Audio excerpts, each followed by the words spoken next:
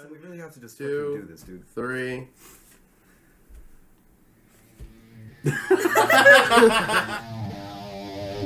are now listening to After the Encore with special guest Joey Ackley of The Odd Advantage. Today's topic, psychedelics. Are they good or are they bad? Say hello, Nick. Hello, everybody, and welcome to After the Encore. We're sitting here with Joey, the trombone player for TOA when he wants to, and we're also here with Biggs from fucking 15 million bands. We're here with Austin from 3 bands, and we're here with Emily, the fucking captain of the merch stand. And yeah, we're gonna talk. How dare you introduce me? I introduced myself. No, fuck you. And he's supposed to be Jeff. Thanks for having me here We don't have today. to talk about that. Excuse me, guys. Joey's talking. Thanks for having me. Hi. How's it going? Good. So the main point of this podcast, we wanted to talk to Joey today about like psychedelics and stuff like that, and just experiences. And we do have a couple people here who have actually done psychedelics today, like Today? myself. Not today. No, currently I'm not on psychedelics. I mean, I took like an 8th. I mean, that before work. would be great. Did you really? Could you imagine? No. That's a good day at work. I've never really looked at like freshly prepared food on like a really high shrimp trip. Like, How might be was it? amazing. I don't know. After my day trip, or no, it was a night trip with Joey and a couple people. The next day, I actually had to go to work. Joey drove me to work, and I was coming down from a trip after like 12 hours or so. How long? I mean, it was a long time. That was when I drove you to Temecula. Yeah, I didn't sleep, and my eyes were still entirely just dilated. I was clearly just coming down from psychedelics.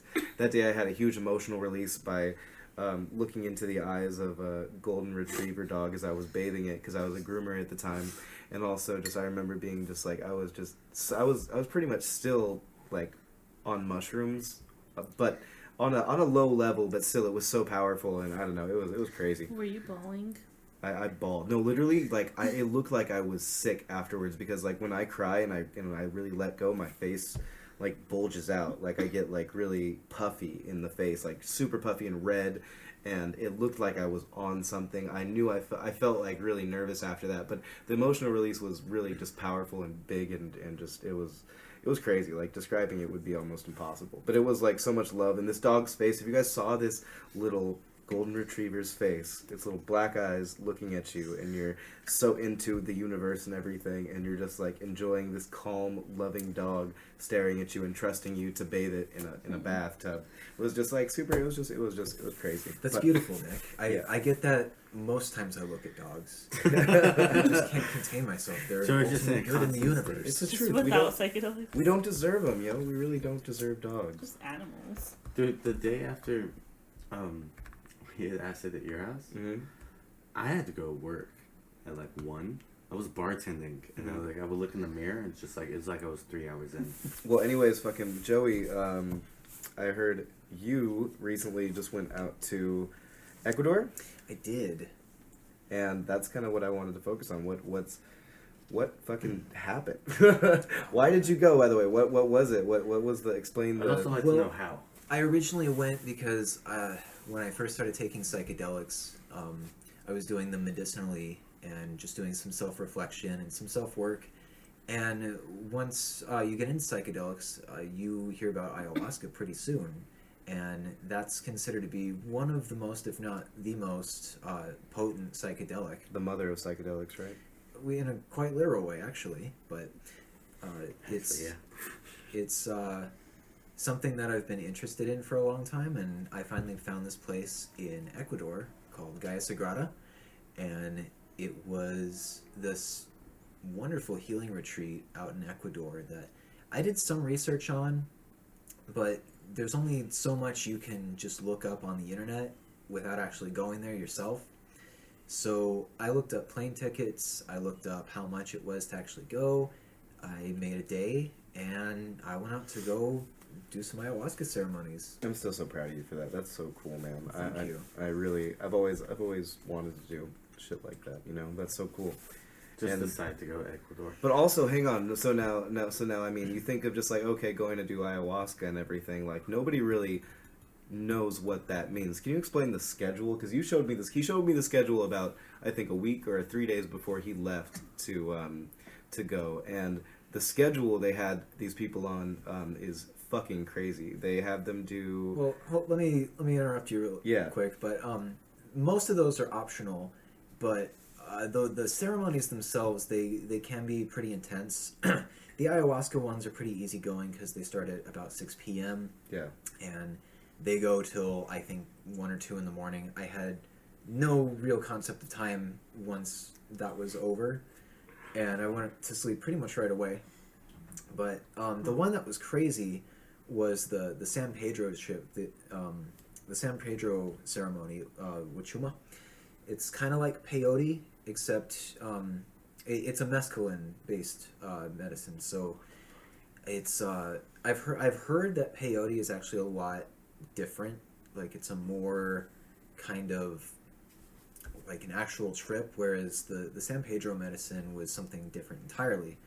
But that one was a little intense because it was at 8 in the morning, you don't eat, your breakfast is cactus, and you're out there till sundown just taking this medicine. And the ceremonies themselves are very intense. They're great and they're super interesting, but you can just feel, especially if you're really sensitive to energy, it's very like it's just an incredible experience just being a part of that. It's very different than just doing mushrooms alone at home. I can imagine. I fucking can't even imagine like how that actually like would be like though, actually taking the what's it called, the mescaline medicine, and then moving on to the ayahuasca as well. I liked the ayahuasca better.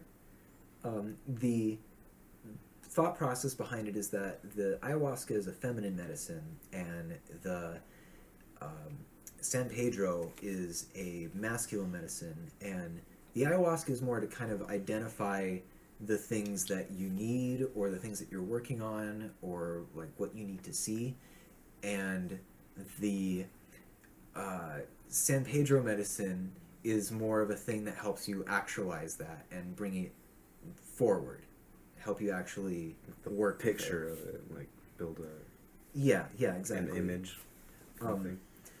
But going out there, I lost track of the original thread. What was the question? Oh no, it was the schedule. No, it's most of it was just voluntary stuff. They have workshops out there that the volunteers run, and they're pretty much all optional. It's very much up to you. Like it's your money, your retreat. They can't really tell you like hey, you got to go do this. And that's why you're going back to volunteer, right? Absolutely. That's so dope. When are you going back? January 6th, I think, is my plane ride out of here. Oh, that's in like 2 months. Yeah, I know. It's right around the corner. We're at the beginning of November now. We're definitely going to have to do a follow-up after that, too. And I know, we're seeing him the week after he comes back. But Yeah.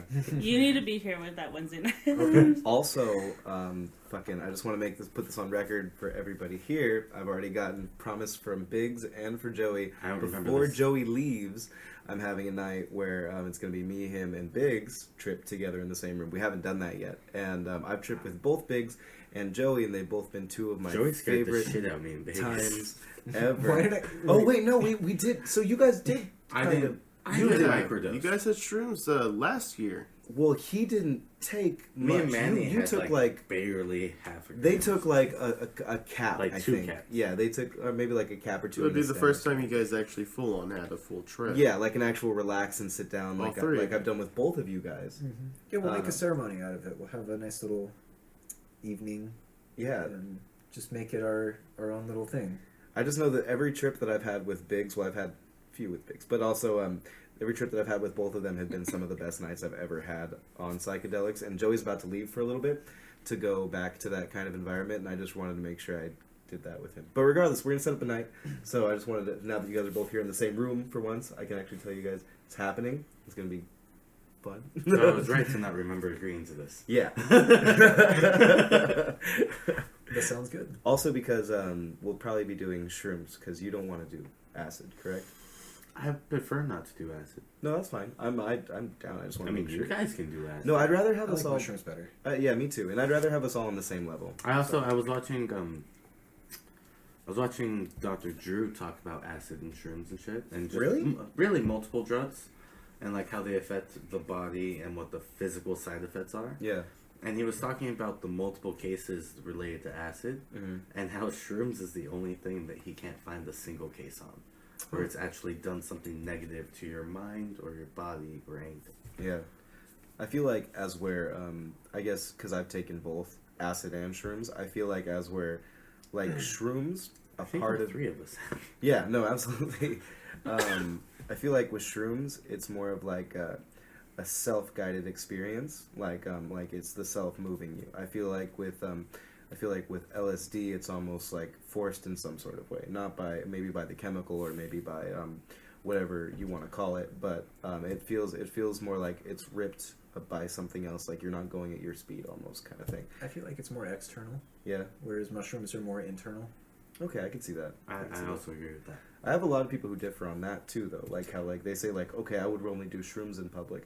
A lot of people say they would never do shrooms in public, but a lot of people also say that I'd rather do that than acid, and then vice versa. I found like so many people have mixed views on that. Like indica sativa kind of. I don't know if I could be around people on shrooms. See, when I've done shrooms around people, I've actually had a better time than when I've done acid around. If people. they're on mushrooms, then yes. But if If they're in on it, but like someone who doesn't know.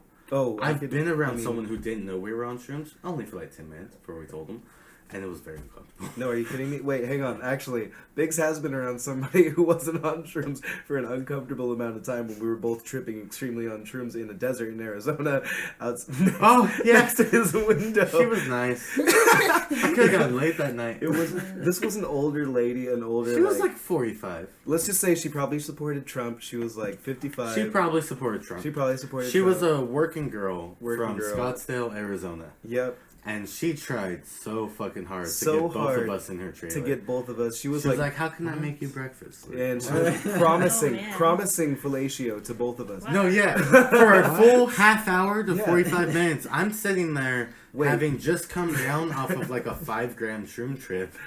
No, hang on. Actually, hang on. I'm gonna let me scrap this. Let me Can scrap you this real start? fast. Start Yeah, from I'm the just, beginning. I'm just gonna go back to the beginning of the truck thing. So me, Biggs, and his band Modern Racket, we went out to Arizona. I decided to go with them because I had nothing better to do, and I thought it was fun. I'm glad you came. It turned out it was really fun. I was selling mushrooms at the time. I had really good mushrooms. They're honestly the best shrooms I've They ever weren't taken. cured properly, and that was the best thing And it about was the them. best trip ever. Like it was so great. But regardless, so I brought these mushrooms along, and I was planning to take them on this trip with Biggs and everything. And it was a planned thing. And we were super excited about it. And then we get there, we have fun. They play a set, yada yada yada. Music goes on. We're spending the night, and no, we get there at night. Actually, I'm sorry. We get there at night. We spend the night, and then One racket gets stuck in the fucking sand. we wake up in the morning. After they get stuck in the sand, it was a huge ordeal with the cars and everything. Finally, they get back to us. We go to sleep, set up tents. We meet these people. This lady, we meet her. She smokes with us. She smokes some weed with us. She's like third in command of like these of people this whole festival. who are like helping the festival. It's pretty much this like dad and his kid and this like old lady and their They friends. hit Mon Racket up the last 2 years, by the way. To try No and come back way. out. So yeah, Let's fucking we just got an email like 3 weeks ago. Yo, let's go. What part of Arizona? Just put Tia away on that bitch. Darren, Holy shit. Darren has a festival. It's not a festival. It's a riding thing. Yeah. You know, like Ocotillo, like people go out with quads and shit. Yeah. And he says it's the biggest party he's ever been to. Interesting. Can I It's just like ask, I'm sorry, but did you guys ever make it into the trailer? Their trailer? No. The image was I had the image in my mind of what the trailer looked like. I'm ashamed to say, I'm pretty sure if I was Nick wasn't there and Mon Racket didn't know about it, I probably would have gotten the trailer. Like, Yeah. how do you pass up that kind of experience? I mean, just to for say you real. did that, like I mean, 5 for years real. later. And plus you're on shrooms. And plus, yeah. So real fast. So let me just cut to the chase. So we played the set the next day. They played the set. I played a little ukulele thing. We drank a gallon of Jack Daniels between the 2 days we were there. And also a 34 pack of Coors. That's right. Yeah. Also, That hurts my soul. no, it was 2 24 packs of Coors. Sorry, I Dude, take by that the way, back. That doesn't gallon make it bottle better. Jack is so big.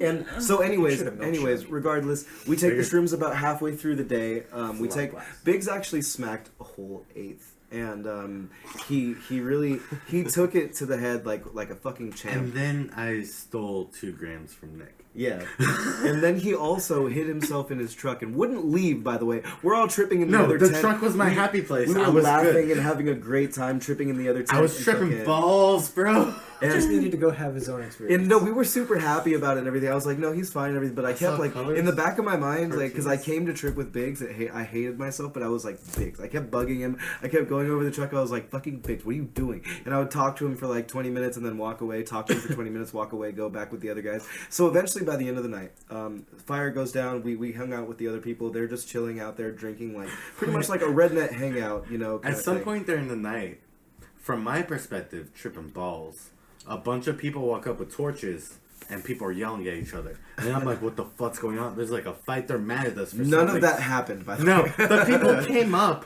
with like flashlights and were like, hey, if you guys want, we have a bonfire going with music. You can come hang out. You know, we got a little food going. Like you the know, come chillest- be part of the The festival. Like, chillest come hang out. vibes. This alive. shit sounds like Burning Man. A little bit, but It only with like sounded- 40 yeah. people. And then Manny walks out and he's like, nah, bro, see, we're all on shrooms. We can't go over there. He told everybody that we were on mushrooms, so they started feeling bad for us. Did you make a and- sale that night? I did make a sale actually. I did make a sale. I was selling. Anyways, they did felt bad for us, but we ended up hanging out with them. They were like, "You guys are all right," and we were like, "Dude, we're having the fucking best." You guys hung out with them. I stayed in the truck. Yeah, no, he stayed in the truck. We came over with blankets on us. They were like, "You guys all right? You guys having fun?" We were like, "Dude, like we're amazing. Like, you're amazing. We're amazing. Life's amazing." And then we said goodnight. and then we went back over to go trip in the tent. And so by the end of the night, I decided like, fuck this. I'm hanging out with pigs. I snuck myself into the side of the truck. And then the rest of the night, for about like I would say maybe 7 to 8 hours, me and Biggs are taking shrooms. Like we currently We microdosed till like 4 a.m. yeah. So I mean, I don't honestly, think it's in microdosing at total, that point. about like we each had at least 6 grams to each other. Just Jesus. about. So that's throughout the night though. It's not like a full slap. Regardless, it was a pretty But like it was early a in the dragged night- out kind of trip. I started to come down, and I was basically sober. Probably not sober. Not But I wasn't tripping balls anymore. I didn't see colors or cartoons. And I didn't hear Joe Rogan fucking talking to me. That was weird. You get that too? No, he was just telling me, bro, country music, desert, friends, everything's Okay. great. And I was He's like, saying okay, Joe. Pull that up, Jamie. Yeah. But then, Bro, have you tried DMT? Nick comes to join me. And, like, he had been on shrooms for a while, but he had just started to peak. And he had this big blanket. And then Bro, that was the best blanket. this woman who's like 45, who's like third in command, comes over with her friend. And we start talking. She asks for a cigarette. I can't fucking find my cigarette. She gives me a cigarette.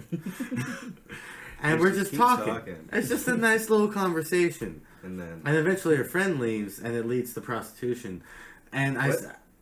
no, yeah, they started saying like how they have been prostitutes. I guess. Yeah, they're working girls. So they from didn't Scottsdale. start prostituting. No.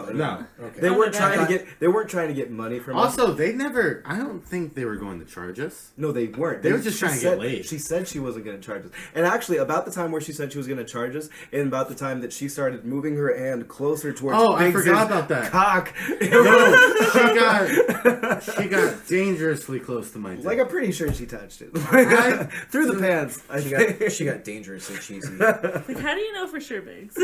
All I remember is I had to physically move her hand off of me at least 3 times.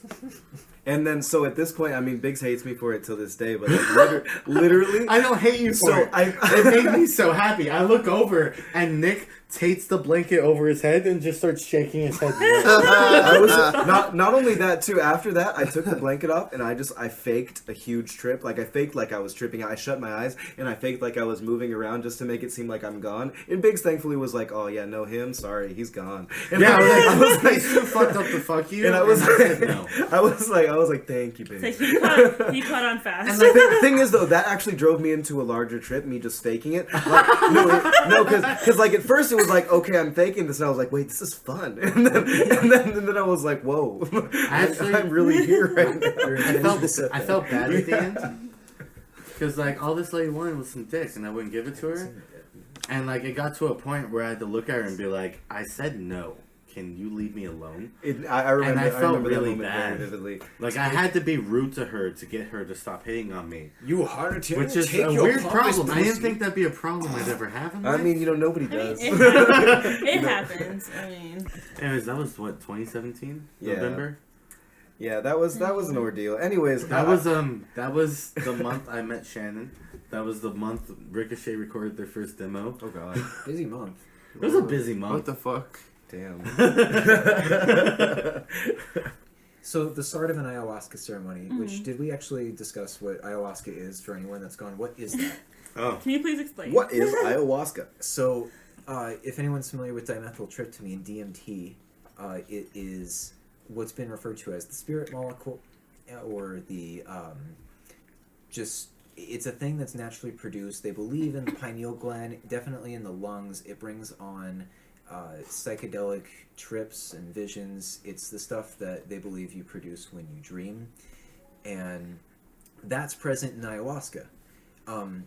It's a vine and a leaf that grows in the Amazon, and it's by itself, just the vine, the DMT would get destroyed in the stomach. It needs to leave. But because of the leaf part of it that grows on there, that contains an MAO inhibitor.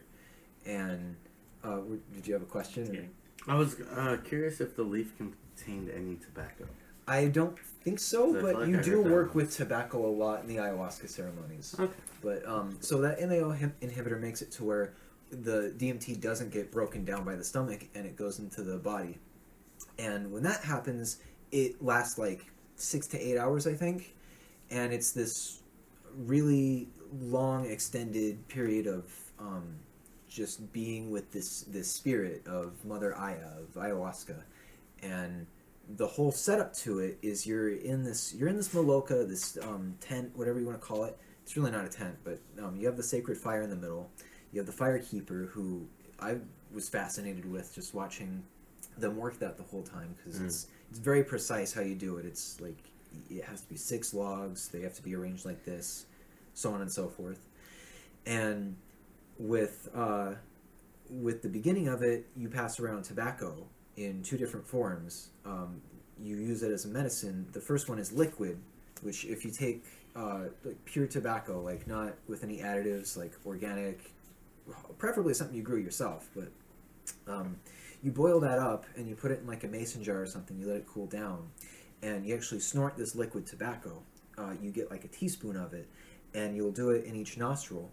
And apparently that's really good for headaches too. Like it's an instant relief thing from what I understand. Interesting. You're snorting liquid tobacco? It clears the sinuses I and it mean, helps you focus more. That sounds intense. Isn't that true for native culture Well, yeah, too? no, though, I understand tobacco? too, because especially like I moved out here in 2009. I went to the school, the native school local out here, which is on Spover Reservation, and learning about their traditional plants, they have stuff like that. Mm-hmm. Like there's some that you can find on the hill with the S's, and they boil it. They do things like that. They put it like if they use it for eye drops, they use it for like in their ear, like stuff like that. Just it does help, like. Absolutely. Yeah, and then the second form, they have a nice big thing of tobacco that they share with the whole circle, and as they're going around, you know, you're Like in like a pipe, or no, it's just I think it's wrapped in a tobacco leaf, and it's tobacco that's in there. The shamans roll that up. like a badass And blunt. Now you basically, just pour the tobacco in your hand, you light it, and then you just... exactly. Actually, there was one time where it was in a pipe.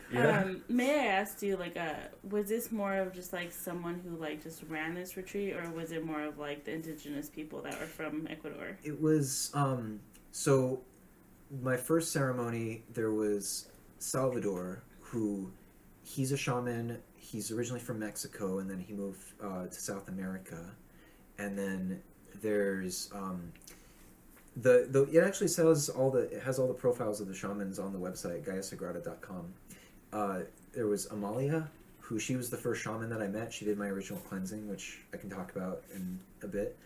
And there's Christine, who runs the retreat. She is a shaman. She's an amazing person. It's Christine Breeze, if you want to look her up later, Breeze. And she's the founder of the University of Metaphysical Science, and she runs Gaia Sagrada. She's a shaman, she's actually been out in the wilderness by herself for like 6 years, and now she's doing non-profit stuff. She's actually got a YouTube and stuff too. That's pretty cool. I know a lot of the stuff that you're explaining too. It actually does relate like a lot. That's why I asked if it was like more of offered from indigenous people or if it was just ran by just someone who. Absolutely, they do their best to keep it as authentic and pure and genuine as possible. Yeah, no, it does sound like I can relate to some of the stuff that you were talking about. No fake shamans or profit good. gains. It's very much like non-profit focused, volunteer run, just very wholesome. It's like this little bubble of just love and just super high vibrations that you wouldn't think actually exist anywhere else. Yeah. And then it's totally different when you go out too. When I went back into the States, I could just feel the instant shift in the air. I was like, ooh. I imagine. In the plane. Well, no, I get it. Like, that's kind of how it is, too. Like, on a reservation, like, we have especially certain sacred spots, like in Arizona, because I'm from the Navajo reservation. I'm also from Pima and Seneca, but I practice the Navajo culture mainly. And when you get to those certain spots, you're just like, the energy is just like a shift. Like, you can tell, like, there's something different about the place. It's healing. Yeah.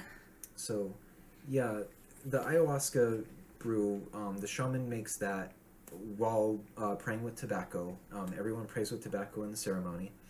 And next, after everyone's intentions are set, and there's a lot of build up to this. There's a lot of setup and just setting the intentions, getting the mood right, making sure that intent. Yeah, you don't walk counterclockwise in the circle. You walk clockwise because that's the direction of creation, and you don't want to reverse that. It's exactly the same as What if you're on the equator? Well, you are in Ecuador. Oh shit! Ecuador is not on the equator. Equator. It's like right on the equator. Yeah, but it's not on the equator. It's close enough. Water flows like right closer than us. Okay. Water flows straight down. Not in Ecuador. But no, like again, that's another similarity too. Like a lot of this stuff too is like counterclockwise. Like you're not supposed to do certain things a certain way. Natives, I mean, I'm just pretty sure a lot of indigenous people like have a lot of like rules, I guess you'll call it. Mm-hmm. Like you're supposed to do everything a little like a certain way. Yeah. What the shamans explained to us was that there's spirits in like literally everything, like even alcohol, and you have to know how to work with them, how to use things with intention, and have all of that be aligned. As Nick and Biggs down their drinks. It's supposed to be quiet. We're supposed to quietly chug our drinks for no reason. Have a conversation No. going. We're trying to keep the flow going. I have to. I was very interested in what Joey was talking about. Well, so there was the plane trip down there, which was its own adventure. I was passing kidney stones on the way I down. forgot about told me that. about You were that. fucked up. That's painful. And then there was the ceremonies. There was 2 ayahuasca ceremonies, 2 San Pedro ceremonies, and a sweat lodge, which combined the 2. And then there was my day where I just got to run around Ecuador. There was optional add-ons too, wasn't there? There were additional ceremonies you could do, but I didn't do them because I didn't feel like I needed them, especially after my second time. I had 2 questions, though kind of interlaced. Was there a hospital nearby? They do have clinics and stuff there, but not, Like, were you worried that, like, the not at kidney the stones airport. would send you somewhere like that? not at the airport. They didn't have one. So what happened is I touched down in Quito, which is one of the bigger cities in Ecuador, and it's the airport that's most commonly laid over at. Like a 5 to 10 hour layover is very common there. Oh wow. Mine was 5, so I got lucky. Yeah. And I got even more lucky because that's when, as soon as we touched down, we sat on the runway for, it felt like forever, but it was probably like 20 minutes to a half an hour. I just started getting this pain. There's like this older couple across and to the right of me. And I'm getting this pain. I'm just like, oh God, not now, please. And I start like kind of doing the breathing exercises. I'm just like, and I can feel people's eyes looking at me, but no one wants to be that guy that's like, hey, are you okay? Because I don't know how to help, you know? So I made it off the plane, and I didn't quite get to customs before I kind of just collapsed down to the ground. And I had people over me. Some dude gave me some Motrin. I was just like, oh, thank you. I don't know if it's gonna do anything. I popped all of them. It was a bottle of 400. Oh. Yeah, no, it was like a handful of like 4 or 5 little yellow ones. And then when the guy was asking me, finally one of the airport dudes, super nice guy, came out. I wish I got his name. I forgot, but he comes out with a wheelchair and he's asking me about like what happened. And between my limited Spanish and his limited English, we were able to communicate pretty well. He was asking if I took anything for it, and I was like, some dude gave me Motrin. He's like, what is Motrin? I'm like, oh man, this is gonna be an interesting couple of hours, isn't it? So he takes me into this room somewhere in the airport, and it's just like this little, I think it's a security room, and they have like a little stretcher there. And I use the term stretcher lightly because when I was down on it, it was like this little rickety table. If I was a heavier dude, I don't know if it's... So I would have fell through it. You might have been like hanging off it, and you'd probably be like... I weigh twice you. I know. So it's... I mean, you'd definitely be rocking around a lot, especially if you were in pain like I was. So I just had the familiar kidney stone thing. This happened a while ago, and it was just acting up because... Hey, wouldn't you know you get super dehydrated on a plane? Yeah. And it's super hard to get water on a plane. Yeah. Because they don't let you take your own, and it takes the stewardess, like, however long to get to you. She's got to just order 5 waters. They don't let you take it on there? I mean, it depends on the airport. It does depend. Where'd You you can buy water inside the airport. That's what they want. See, here's the thing. When I flew out of Cuenca, I brought, like, a big water bottle, like a smart water bottle thing, with me full, and she was like, is that just water? I was like, yeah, and she smelled it, and she's like, okay. And then El Salvador, totally different. It was like basically the United States. It's like, I had this water bottle, she's like, you can't take that. I was like, I bought it here. She's like, you can't take it on the plane.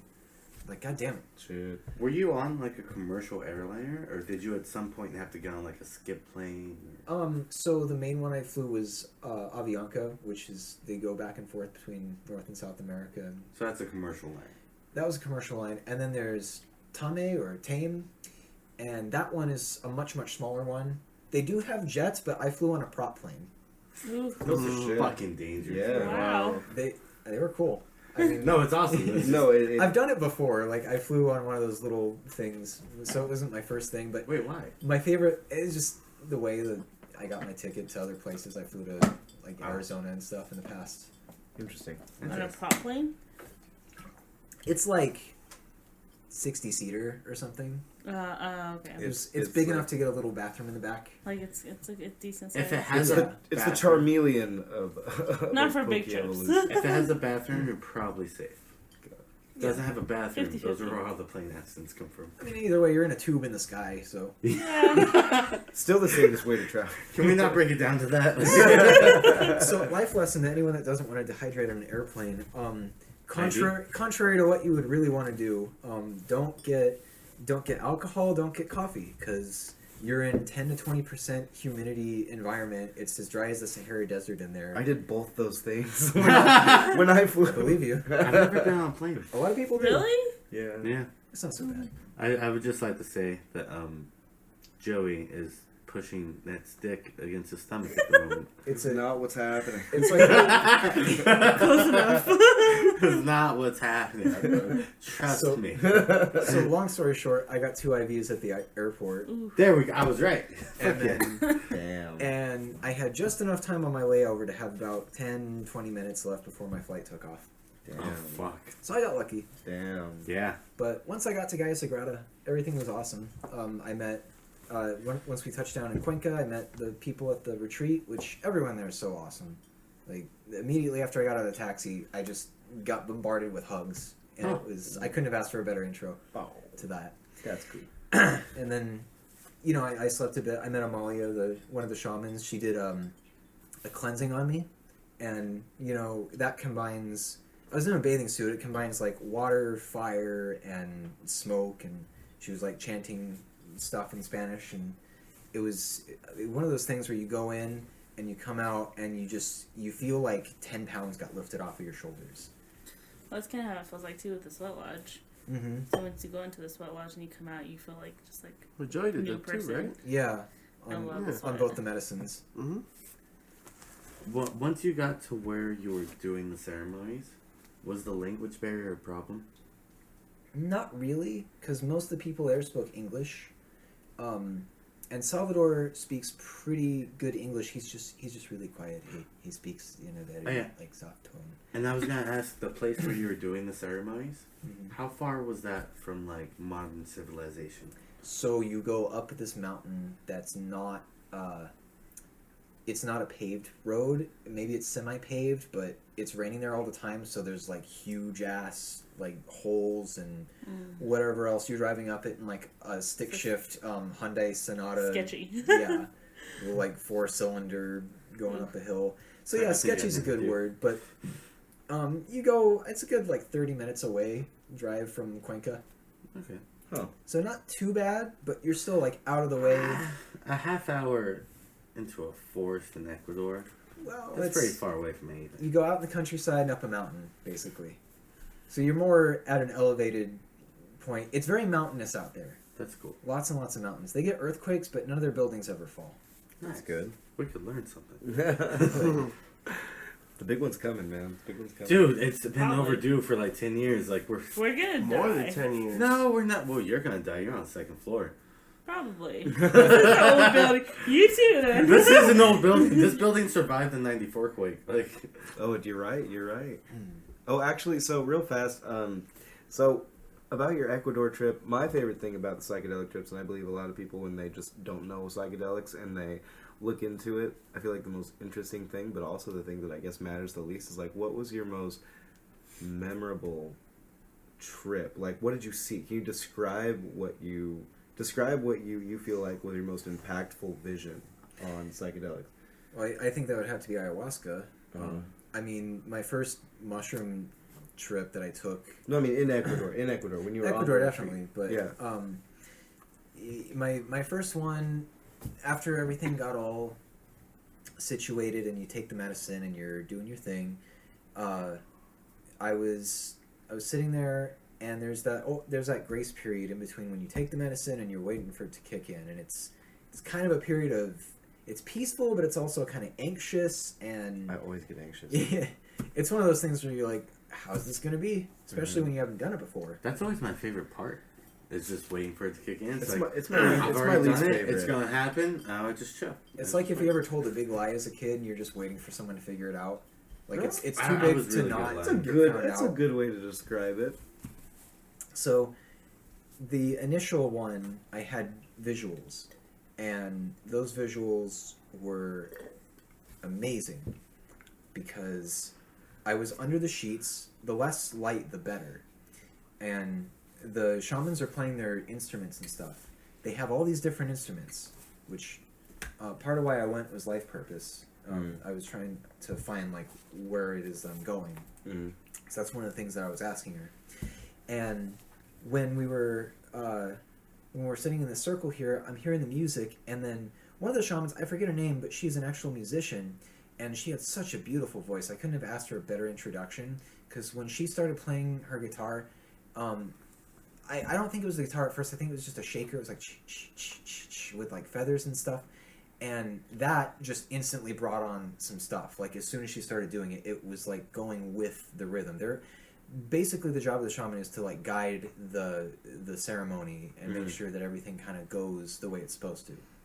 So I was seeing initially like black and white, like really vivid fractal patterns, and then like on DMT, I was getting this sound that happened. It was kind of like this tinnitus sound, like a ear ringing sound that just kind of got louder and louder, and it just kind of stayed at a certain thing. It didn't get as loud as it does on DMT, but if you smoke it anyway.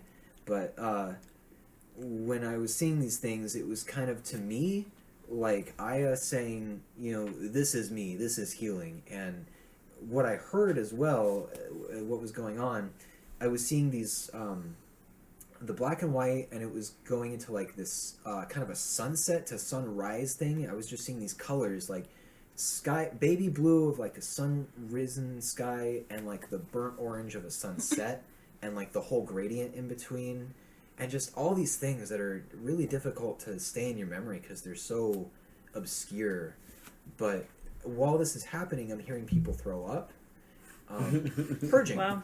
Yeah, no, They, it's true. It's necessary for You- some people. there's different forms. There, you can throw up, and you can shake, you can yawn, you can cry, you can laugh. I yawn so much when I'm on psychedelics. I do too. I uncontrollably yawn on And right now I'm so psychedelics. But there's a difference. There's visions you get, and there's visuals, and the visions are more of like an instructional kind of thing. Because while you're with the medicine, you're like speaking to it, and it's like you. It is you. Yeah. You are the medicine, is what they say. And when you're in this state, it's you learn a lot about just, it sheds light on things that you're not paying attention to or you're not aware of. And these visions that you get, like one of them I had on my second trip, ceremony I should say. On my second one I did, it was I actually had it come back on me after the ceremony ended. Like I had another wave of ayahuasca wash over me after I was going to bed. Oh wow. Yeah, first I pooped my pants. Did you really? So they say don't trust an ayahuasca fart. Oh. And I was good. I was good the whole time. And I'm in the room. I'm in my dorm. Oh, dude. We were sleeping in dorms. No one else is in there. Everyone else was at the Maloka, and maybe there was a couple people in the dorm, but not many. And I'm changing my pants. And as I am, I just casually let out just a little fart, and it turned into a shart. And, no. and then it was tart. But I was like, oh no. No. This is my night now. How long did it take for you to clean that up? About like 10 or 15 minutes. South America, one of the biggest things I had to adjust to was not flushing the toilet paper. That's just a little habit. Like, you'd be surprised how automatic that throwing it into the toilet Was bowl it like a is. modern toilet though? The thing about South America is that in most places the pipes are too small. Well, yeah, but like the physical toilet itself. Yeah, it was just a regular toilet. Okay. I mean, it wasn't like industrial, I can flush an apple down this. That's the thing I learned about tour buses for like bands. It's like you can't take a shit on most No, of those buses. Don't shit in the That's bus. the truth. Everybody would hate you if you do. Corey it. Taylor has a great story about that. So, Yeah. He has a lot of good stories. He does. I wish we would do another acoustic tour. Just talk. Yeah. so to me, that whole thing that she was communicating to me was like, this is my introduction. This is me. This is healing. This is pain. It's beauty. It's bravery. It's respect. It's love. But the first time I did it, she said the second time is going to be really intense, and it was for everyone. One girl had to go. They have a separate bed. Well, not bed, but like little mat that's all set up down the way out of the Maloka, kind of separate from everyone. It's where you have your own like little introspective thing if it's too much to handle. So after I cleaned myself up the second time, on the second ceremony, I only shit myself once. So I had fruit after the ceremony, because there's ceremonial fruit that goes around. It's mostly like papaya and pineapple and stuff. When I was all cleaned up and I sat down in bed, immediately I was seeing things after I turned out the light. And that's kind of normal to an extent, because you turn off a light, you see like black spots and whatever. But they weren't going away. And I went, oh, this is happening. So I actually started seeing, I think it was like an African person's face just in front of me, but it was made of like colors and shapes and things. And oh god, like the introduction to it, it was just like, okay, I can't move my body anymore. Like, it's doing its thing, the medicine's in my body. It's in your head, or well, here's the thing: when it's in you, it's doing its thing, whether or not you realize like what it's doing. yeah. Like some people, ayahuasca doesn't affect them at all. Yeah. Either they have too many MAO inhibitors, their pineal gland is too calcified, like whatever the case is. That makes sense. So, basically, I got like a message. I was talking about speaking to the medicine, and what she said was, okay, so we're gonna have a private session together, but two things need to happen because your digestive system is active, and that just can't be a thing right now. So everything in the stomach has to go out that way, and anything that's digested has to go out that way. I was like, all right, please just give me the strength to crawl to the bathroom. I was right outside the door, strategically placed there for that reason. Man. And I just crawl over. I didn't make it to the bathroom, so I threw up in the grass. And they say don't touch people when they're purging, and I didn't. I got the explanation that it's like a clash of energy, but I didn't fully comprehend why. That's good to know. So don't hold her hair. Yeah. She's got it. If it's alcohol, yes. If it's anything, It's part of else, the process. Yeah. So, when I'm doing that, when I'm throwing up, he taps me on the back, one of the volunteers there, and he meant well. But as soon as he did, it was like just this shock to my system. I was like, oh, don't do that. I'm on the medicine. Oh, wow. So, by the way, how much you eat is not proportional to how much you purge. I threw up a lot. Oh, man. It wasn't to clear the papaya and stuff out of there. It was to stop my stomach from working, basically. Like, once it was empty and beyond empty, then it was like, okay, stomach shutting down, sleep mode, whatever. And then the colon, same thing. He's like, dude, are you okay? And I was like, yeah, I just got to do it out the other end now, excuse me. Oh, you know me, I do it with class. I'm just like, so if you'll excuse me. So then I shit the shit of all shits in the toilet. And I had to think the people in El Salvador or Ecuador were like, this is the classiest American we've ever had down here. Like, excuse me, let me He's go so take a polite shit. and like he's shitting everywhere, but the way he went off to do it. no, everyone at the retreat, they totally get it at the retreat. But so after I cleared out my bowels, I sat down in the bed, and then the real healing actually begun. It was the most intense trip. The visions I saw were intense. The messages, everything was like super amplified because there wasn't a shaman to regulate it, and there wasn't a sacred fire to like keep any negative spirits or anything away. But Interesting. I just faced it all. Some of it was scary. It was actually really scary at first because I'm like, wow, I'm doing this by myself. But then I was like, okay, whatever. I'm just gonna go along with it. I'm set. And that was the most healing part of any of it that I had. Although the sweat lodge was awesome. That was still my favorite thing I did there. I still can't even imagine being in a sweat lodge on psychedelics. Though I do get cold on psychedelics, so I guess the sweat lodge might even out my cold sweats. Maybe, I don't know. I don't think I would enjoy it. Yeah, see, it sounds think- unappetizing, right? It sounds. I have a weird level of like just mild anxieties, and doing psychedelics makes those a lot more aware. And The sweat's always there. Well, you start with San Pedro. You do a couple rounds of that. But I was thinking, like 3 or 4 years, like I might just will myself to make me and Nick go do this together. Yeah. Yeah, we should. I mean, me and Biggs, I think we'll have a good time. We should do it. Joey will probably be there during the ceremony. So. Maybe. So, anyway, I was talking to Christine, the lady that owns the place, and she's pretty incredible. I was asking her about what the path to becoming a shaman is like, because the whole reason that I went down there was for life purpose, and it's much different from what a career is. Your career ought to be aligned with what your life purpose is, but it shouldn't be that. So I kind of narrowed it down to 3 passions after listing out all my values, and I came down to, okay, the 3 things that I'm all about is music, healing, and teaching. And I was like, how do I combine all these? And I was asking Christine about, like, what is it like to become a shaman? And she was telling me about the struggles she faced, and we were talking about a white boy going to a peyote ceremony, like, if that would be accepted, but funny story, she was actually saying it's difficult to be a shaman if A, you're white, and B, you're a woman. And if you're a white woman, it's really hard, which she is. Damn. When she looks at you, you can tell, like, she can see right through you. Mm-hmm. Like, she can really see what people are about. I did one of the ceremonies with her. It was one of the San Pedro ones. Yeah. You sit on this rug, and her thing, it was called the Walk of Power. Mm-hmm. It's where you walk around on the San Pedro medicine. And this is during the day, and it goes into the night.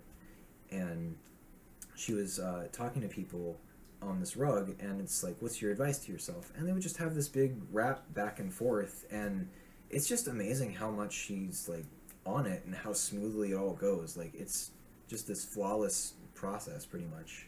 even with people that don't get it.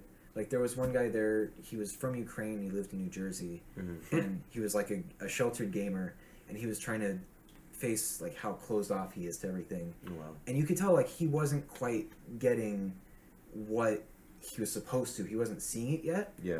And she was just so loving and understanding with all that, and that perpetuated into the group. And even though everyone knew he was frustrated, we were all just really supportive of where he was at. Good. Good. That's really good. Did he end up staying throughout the whole thing? Was there any update on him afterwards, or? I don't know what happened to him, but I assume all the best. And he was just one of the people that I didn't get a chance to meet all that much. No one did, but that's just how it is. That's his deal. Everyone's respectful about it. You're in the middle of an ayahuasca ceremony, and you just see this like German dude just get up, start screaming, and then just run into the forest. That wouldn't happen on ayahuasca, but maybe San Pedro. I don't want to do San Pedro. I'm gonna be that guy. It's really not that bad. It's more of a. I didn't like it as much as ayahuasca, because it's more of an external thing, and visually it's kind of like LSD, where if like a fly flies by your face, you'll see its trail for a couple seconds. Yeah.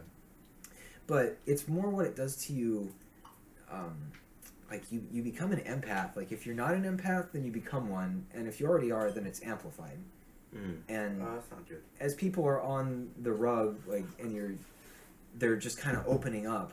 Like I had this thing with my dad that I didn't even know was there. I was like, oh wow, like I was blaming him for dying of cancer. I was just like, where did that come from?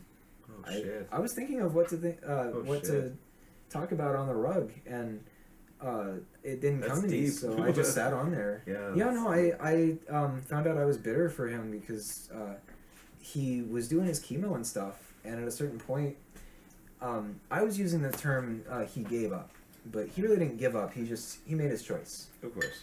And Salvador, when I was doing that ceremony with him, he helped me understand, like, you need to respect people's, especially your elders, their decisions, like their free will, how they want to pass out of this life.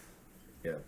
And that's just one of the things that pops up. And when I was doing that, when I had that realization, I was only on the cougar pelt for like 10 minutes maybe, but during that time, the rain picked up super heavy. So he actually had to walk over to me because we couldn't talk over the fire. Mm. And then after I was done, it died down right away. I would just like to comment real fast that Austin not only couldn't keep himself awake while he was recording the podcast, he is now asleep on the couch and has woken up and now continues to eat peanut butter. Peanut butter was stagnant on his. I don't think he knows that he was asleep. It's okay. I've actually done that. Even asleep. I've You done it know before. it. You were asleep. I've done it before, bro. No, I've done it a million times. You're sitting there, You were and asleep. people are like, "You were asleep," and you're like, "No, you're not." No, but Biggs it's like has you done were it before. fucking I know he's done snoring. it If before. you ever fall I've done it asleep a with million peanut butter in times. your hand and just a content smile on your face, and you're living. Yeah, and you're living. You know, fuck ayahuasca. You just sit on the couch with some peanut butter. No, you get like half drunk, what sit on the life's all couch, some peanut butter. I shouldn't say. Find the your best. medicine and use it. Next time, if I ever do ayahuasca, Throw some cedar into the fire, Nick. She'll forgive you. You're right. Huh? Okay, all right. Where's some cedar? I need some cedar. I have a Go get question. some cedar. What's your question? You've done DMT, yeah? I have. Have you had a breakthrough? I guess. I don't know if that means yes. Well, I don't think that means I've yes. smoked it like 3 or 4 times before, and I've experienced what felt like just a complete cut off from the physical world and sort of like a death, but I knew that it was still this experience because it's such a weird 10-15 minutes that you go through, and you come back and you're like, what?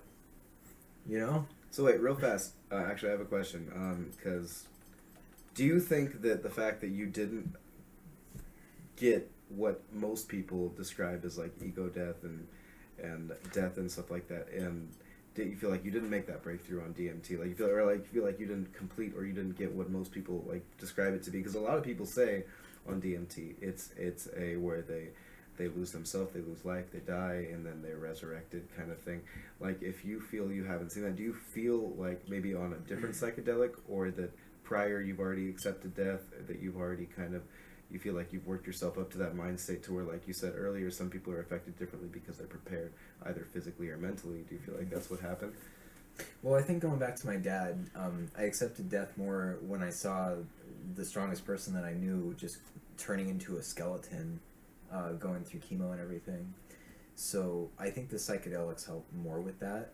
But do you feel like that affected your DMT trip? I think everything affects a psychedelic trip leading up to that point. Like how you spend your time, how you do your inner work, what your paradigms are. I think that all leads up to your... Because you create the experience. You know, it's... I just want to say Austin snoring again. Team? Is there anything else, Joey, before we cut this off that you wanted to focus on? I feel like we're only halfway through Stalking Boys. No, we are not. We are not. Well, is there anything else? Is there Well, anything the else? thing that I learned about down there was this thing called the Eagle Condor prophecy, and I really resonated with that. Please delve. It was something that kind of aligned with my purpose. I actually saw this on Ayahuasca. It was one of the things that she told me was move to South America and pursue this, and I was like, I don't know if that's partially me influencing that thing, or if she just wants me to come back. When you're saying she, you're talking about ayahuasca itself, right? Yes. Okay. Christine was just telling us about like the prophecy and the this and that, but the Eagle Condor, what it is essentially, it's the masculine and feminine. It's the separation of the North and South Americas. It's the eagle is the masculine, the northern society that's paved over and scientific and abandon all of its spiritual ways, and then the condor is the feminine, the southern, more spiritually focused part of the world, and they've been separated, and the prophecy says that they can join back together, that they can mate, that they can fly in the same sky and reunite. And this actually translates to all psychedelic culture, actually, by the way. I mean, like, listening to anybody, any of the people who actually talk about their experiences with psychedelics and everything, male and female energy throughout history have been pretty much the black and white, the 50-50 of our world since the dawn of time. And, you know, it's just wherever we land right now, you know. And I just want to clarify, masculine, feminine, not a gender thing. No, not at all. Not at all. It's all energy. It's all... It's intuition versus logic. It's the left brain, the right brain. Exactly. Black, white, you know, shades, full color. Yahtzee. Yahtzee. Sure. Pull that up, Jamie. It doesn't even make sense. I don't know how to play Yahtzee. I've never once played a game of Yahtzee. Same. You roll dice. Is it really just rolling dice? It's It's just really rolling nice dice. rolling dice. Really? Yeah. See, I don't want to play Yahtzee. And there's no money involved, really. Interesting. Let's bring Monopoly out again. I don't want to pour alcohol all over another Monopoly board. Another. Yeah. Bro, the night we met them, Yeah. The night. six of us got fucked up here, On tried this to play table. Monopoly on this table, I spilled 2 mixed drinks on under Jay on and the- Silent Bob Monopoly. Silent Blob. Oh, Yes. man. Yeah. Kevin Smith would be so proud. That sounds like an imaginary friend. I felt so bad. I really did. I I was felt like, bad. I came home all drunk and I was like, we just made new friends, and I ruined their. Oh, board actually, game. no. That night went the way it went. I thought you guys knew each other for like a while. Us? Yeah, I thought I was like, this No. is just friends I haven't seen We yet. just I'm we glad I met put that them. illusion on. Yeah, no, we met them right before they left to Vegas. Literally, they came to stop by our house, said hi, and then got in the car and drove to Vegas Oh, for you guys shit. to Oh. show. Oh, that's right. Yeah. Oh, was that the Weird. one that I went by myself and then we went to LA? Yeah. And then we bought this table specifically because we were having guests. Wow. What the fuck? Oh shit. Yeah. This is a nice table, y'all. Yeah, it's a nice day. That was the one thing that impressed me whenever I I walked like in the here. table. Oh, actually, real fast before we end this, I actually want to explain one thing on my. I took so again, back when I was selling mushrooms, I had mushrooms. I was doing small doses here and there, basically about the same. Like I wouldn't take more than like 1.5 grams or 2 grams. But one time I was driving home from a show with Chris and his girlfriend at one time, and we were driving home. And all of a sudden, we're halfway home from San Diego. Halfway home. So there's about like a good 45 minutes this way, 45 minutes that way from the show that we went to. Car breaks down entirely.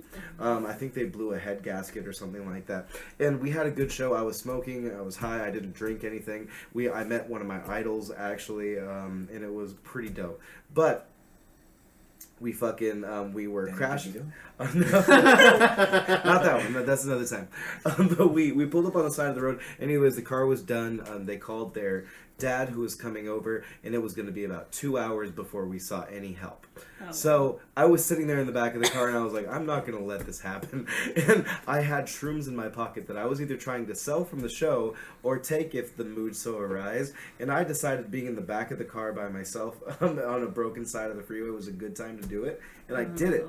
And I took those shrooms, and it was just so weird when people finally came, because I was having a good time. It sucks when you're on psychedelics around other people who are not psychedelics for one reason, because they worry about you. Yeah. If anybody fucking worries about you, holy shit, fuck your night. Regardless, I actually managed to get past that. But no, people got there and they were talking to me, and I finally succumbed, and I went out to it and I talked to them, and it ended up being okay. But to be honest, never do psychedelics when nobody else is on psychedelics. That was the worst experience of my life. Regardless, like I said, I made it fun, but it still sucked.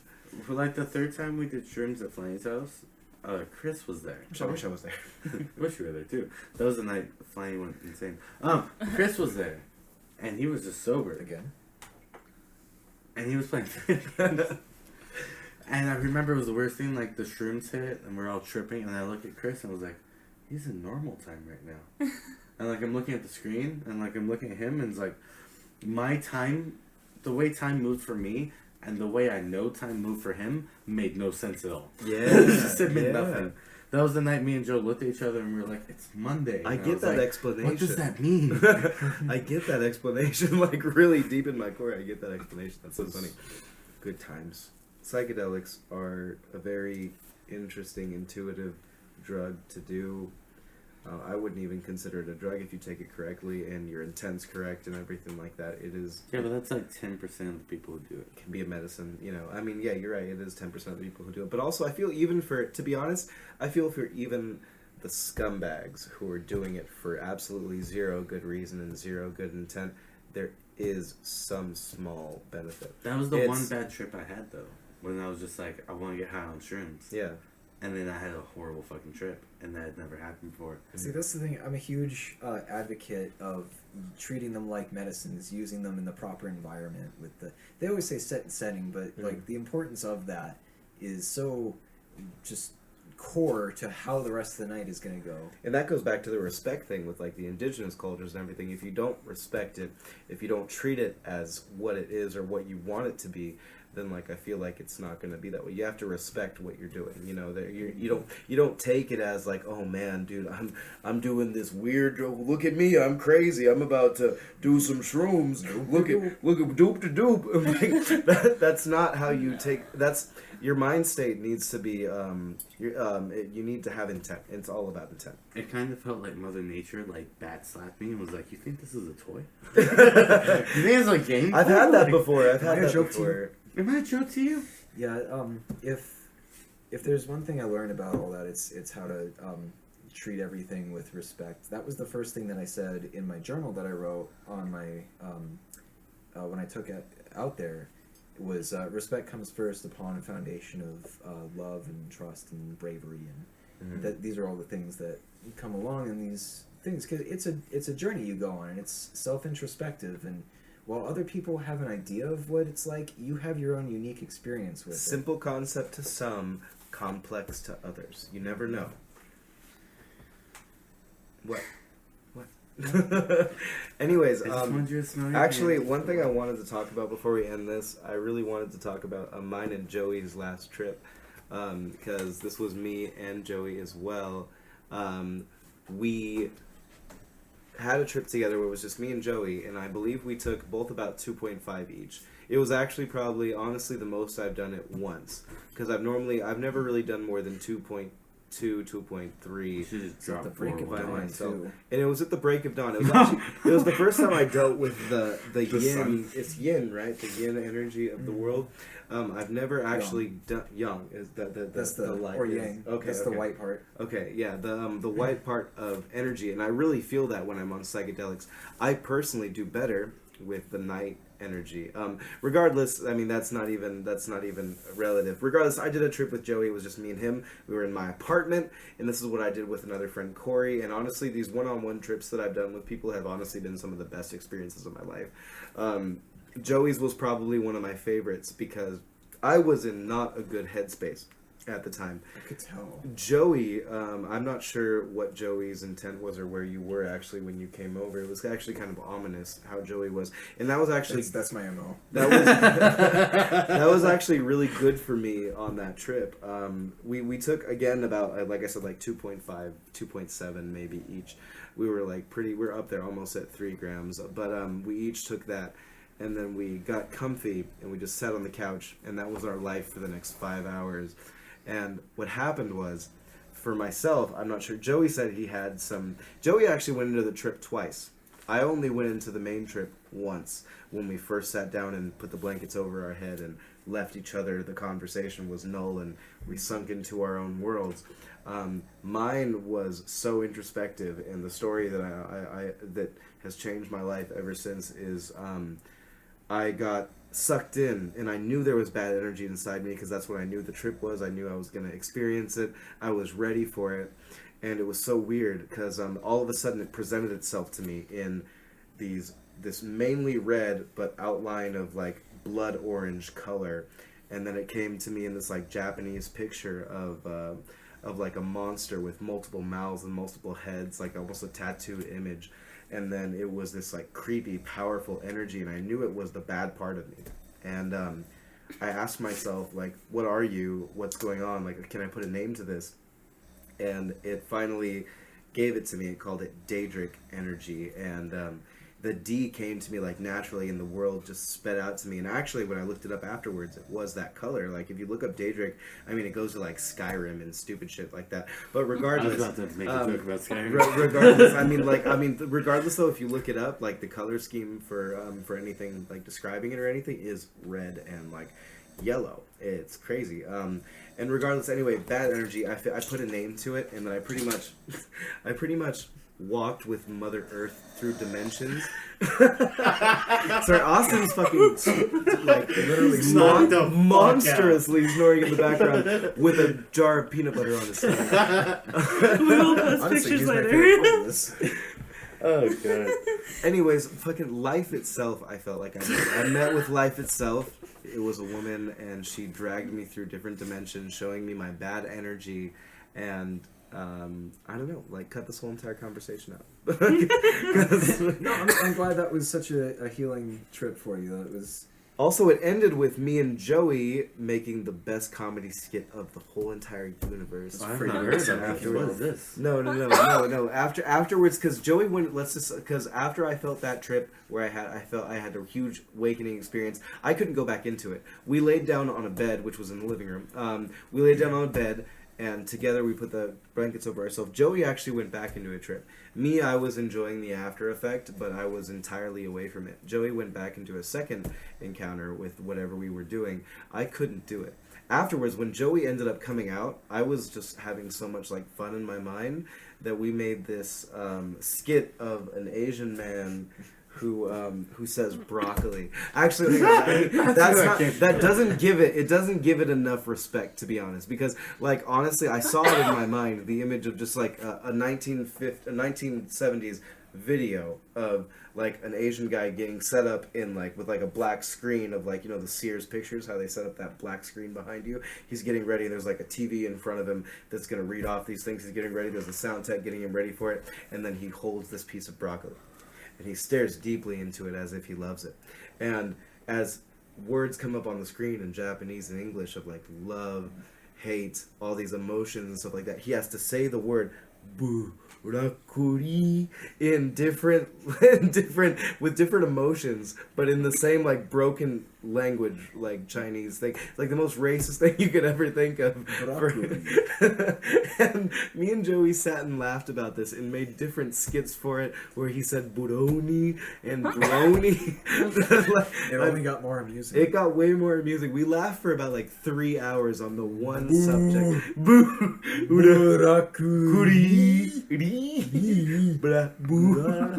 I just picture him having a hard time saying it. Yeah, it's so great. Just looking. Oh no, it was a carrot. It was a carrot. He's not holding broccoli. He's holding a fucking carrot. By the way, I'm sorry. If I could explain the genius of this, I really wish I could. That's true. I cannot. That's like another episode. We made a whole storyline for him. His name was like Lucretia or something like that. What was his name? His name was Secretia. Secretia. His name is Secretia. He's an Asian man. There's another guy. There's a white guy who says rubber bands or like ball. He says ball. That's right. There's a country guy who says broccoli. Anyways, It could be a terrible kids show. this has been After the Encore. Thank you so much for tuning in. Thank you for having me. We gotta update. This first. was really fun. Also, yes, let's do our shout-outs. Let's do our shout-outs real fast. First of all, and most importantly, the merch stand on Friday, we're selling stuff, but at every show, the merch stand is going to be selling things from Slightly Odd Productions to any production we can get our hands on. Emily, would you care to explain? Yes, this Friday, November 8th, we will be selling at the Void Party. And Razzie Callie's going to be there, the Odd Advantage is going to be there, False Prophet, Ricochet, and a few others. Starts at 7. It's in San Bernardino. Check out TOA page or the merch stand page to get more information. But we will be there, so come say hi, buy some merch. Also, we will be on Saturday at a birthday show in San Jacinto. And the Endorphins is playing with False Prophet, Ramsey Kelly, and someone else. I'm not too sure who that is. Who that But I know it's Chris Tracy playing a Blink-182 set. wow. Well, I did not expect that. I know, right? Come down and see it. But yeah, I know they do want people to come by, so it's in San Jacinto, and It's at the Rusty Kelly house. yeah, the Rasta Kelly house. Change So those on November 9th, It's this not. Saturday, we'll be there. Come say hi there to us there too if you can't come to San Bernardino. Also, check out our Patreon. We do have our Patreon, so if you want to help us by us getting more equipment and everything, supplies, just go to patreon.com, press become a patron, and you will get some goodies or something. You can support the merch stand by going to the Patreon and becoming a patron and let them support other bands, because actually the merch stand does support and actually holds up a couple local bands in this scene that really help out, and anybody who wants to go to them, they're here for any type of merch or promotion or protective needs when it comes to shows and stuff like that. Also, follow our Facebook. We are the Merch Stand. Instagram. We have SoundCloud and YouTube where this podcast is actually on. So, yeah. Give us a like, subscribe, follow, do all that. Gustavo, do you have anything to say before we get out of here? Ricochet and the Walking Totsons have a Friendsgiving potluck on November 23rd in Banning. Is that open to everybody? That is open to everybody. Which I will hope probably be there, everybody's Is there too. going to be a flyer? There is a flyer already. Can TOA I've been play? sharing it. I haven't asked them yet. Ask I them. might ask them. Can the 'cause Merch we'll Stand play. be It's gonna be TOA, Ricochet, Walking Totsons. It's a potluck. Bring your friends. Bring your family. Absolutely. Don't smoke inside. Bring money, I am bring not money for going. merch. Oh yeah, they are asking for donations just for the house for the promoter throwing this, which I didn't know about. I will That's bring fine. beer. I will also bring beer and whiskey. There will be beer. Actually, I need you to see this living room. It's a full fucking stage in his living I room. think I know what you're talking It's about. I think badass. I've been there. Regardless, Joey, It's a block from my house. is there anything, Joey, before we get out of here that you need to say? Our guest of honor, Joey Blowy Ackley. Who's a very, See- very good friend of ours Well, for a thank long you. time. You're a great friend of mine too. Be careful out there. You be smart about everything. Especially psychedelics. Don't do cocaine with porn stars and bloggers. Love deeply and openly and without fear. And I will talk to you guys again when I get back. So aho. Alright guys, have a good night. Big, shut that shit off, please. I think it's a space bar. I'm gonna press space bar. I'm gonna press it again.